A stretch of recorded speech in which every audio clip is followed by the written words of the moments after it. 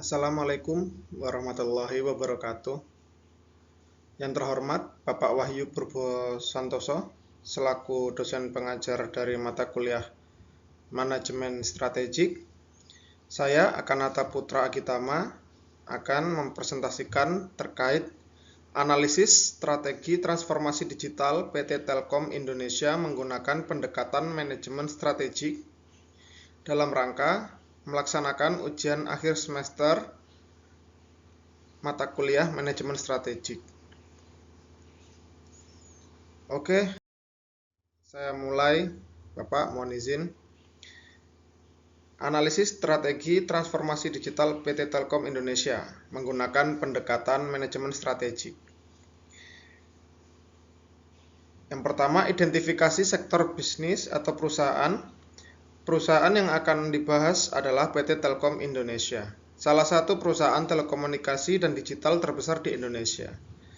Perusahaan ini menyediakan layanan konektivitas, telekomunikasi, infrastruktur digital, pusat data, cloud, solusi keamanan cyber, serta berbagai layanan digital untuk segmen bisnis dan konsumen atau B2B dan B2C.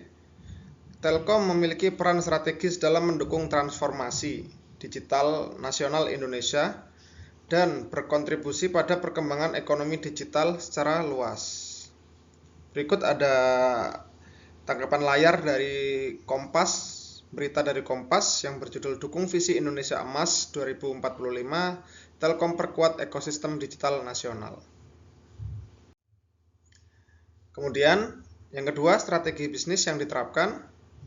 Strategi utama yang diterapkan Telkom Indonesia adalah transformasi digital bisnis.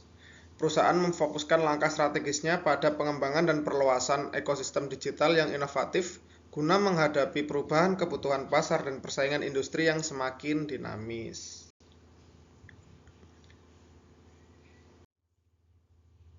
Analisis SWOT PT Telkom Indonesia. Ada strength atau kekuatan. Infrastruktur digital terluas di Indonesia atau fiber optik, data center, jaringan seluler. Dukungan pemerintah sebagai BUMN strategis, portofolio layanan lengkap seperti konektivitas, cloud, AI, cyber security. Kemudian brand awareness dan basis pelanggan yang kuat. Lalu ada weakness, kelemahan. Struktur organisasi besar sehingga kurang lincah dibanding startup digital.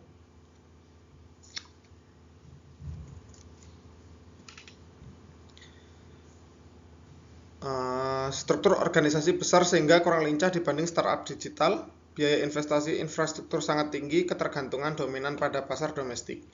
Kemudian opportunities atau peluang. Pertumbuhan ekonomi digital Indonesia yang terus meningkat. Kebutuhan digitalisasi di sektor UMKM, pendidikan, pemerintahan, dan perbankan, serta perkembangan teknologi AI, Artificial Intelligence, IoT, Internet of Things, dan Cloud Computing.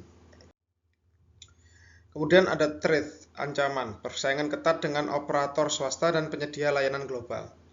Disrupsi teknologi yang cepat berubah, regulasi pemerintah yang dapat memengaruhi tarif dan kebijakan industri. Strategi differentiation strategy. Telkom tidak hanya bersaing dalam harga, tetapi menciptakan keunggulan melalui infrastruktur digital terintegrasi atau fixed mobile convergence, layanan end-to-end untuk segmen B2B, data center berskala besar dan solusi digital terintegrasi, penggunaan teknologi AI dan cloud untuk meningkatkan nilai layanan.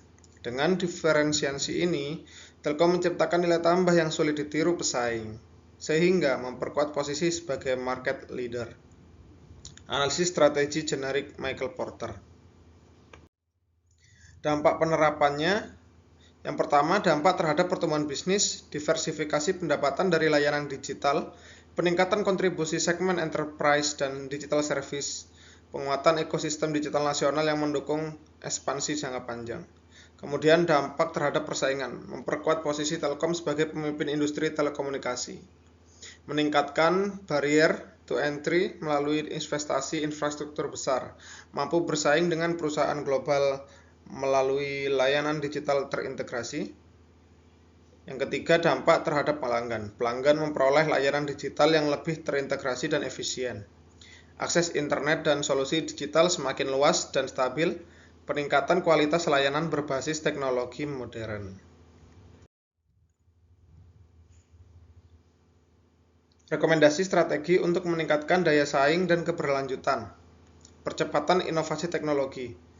Itu memperkuat pengembangan AI, IoT, Big Data Analytics untuk meningkatkan diferensiasi layanan.